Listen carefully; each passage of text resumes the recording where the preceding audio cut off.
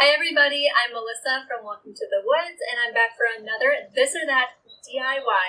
Today we're going to be comparing 3 different types of saws: a circular saw, a miter saw, and a table saw. The goal of this video is to help a beginner choose the right saw that is the most versatile for the types of cuts when you're just getting started in DIY.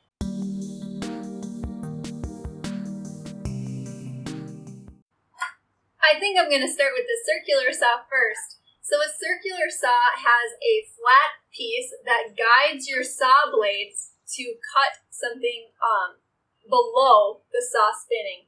And the saw spins in a circular motion in all 3 of these types of saws. So there's always going to be a fear of kickback. All of them have guards for this reason. This guard automatically pulls away as the saw pushes into the material.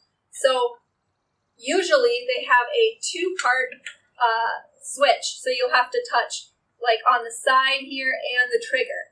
And then for this one, the same thing, you have to touch on the top and the trigger.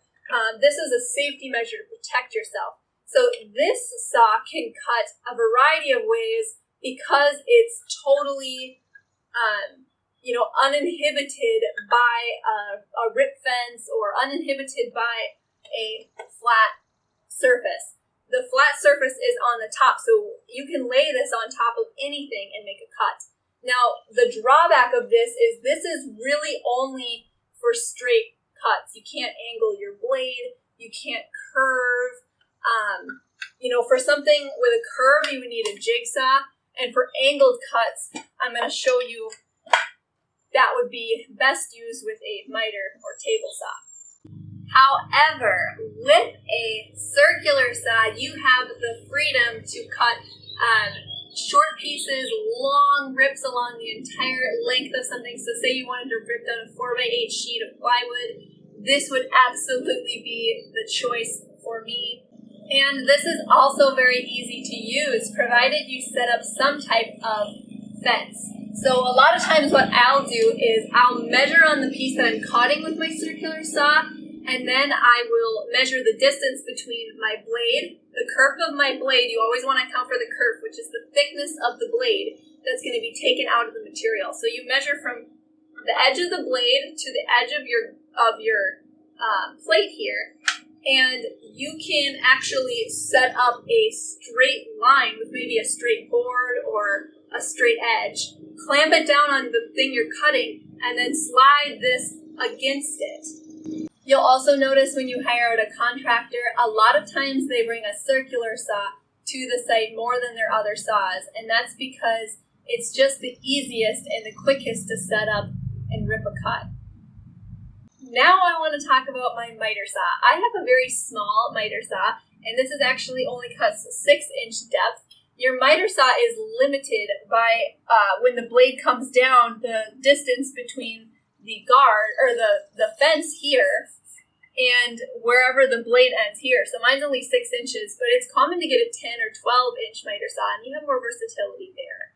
Mine's also unique because it's actually battery powered, and I like this because I can quickly cut in half material at the hardware store, and I just throw this in my car. So if I need to haul it home, it's too long for my vehicle, I just chop it in half at whatever measurement I need, and then it fits. So I love that. It allows me to save some money on lumber that way.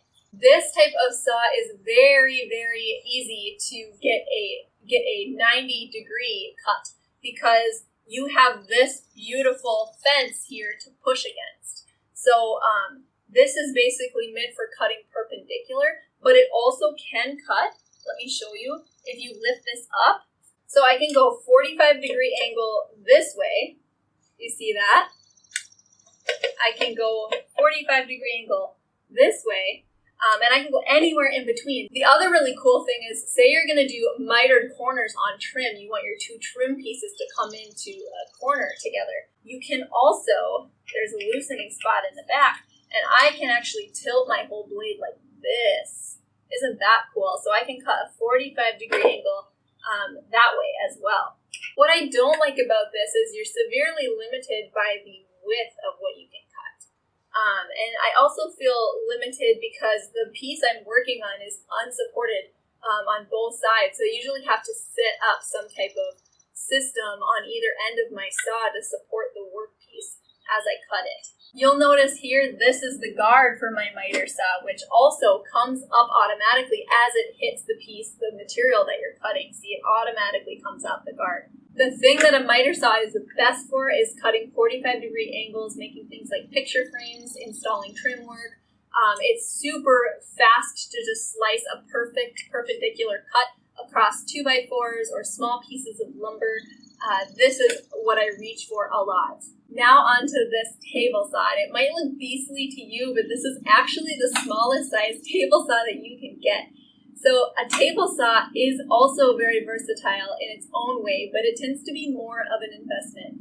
And this is typically not, I would say, a beginner DIYer's type of saw, just because it can be a little intimidating when the blade is up out in the open. This is the rip fence, and let me show you here. So this is the piece that you are pushing your material against to keep it parallel to the blade.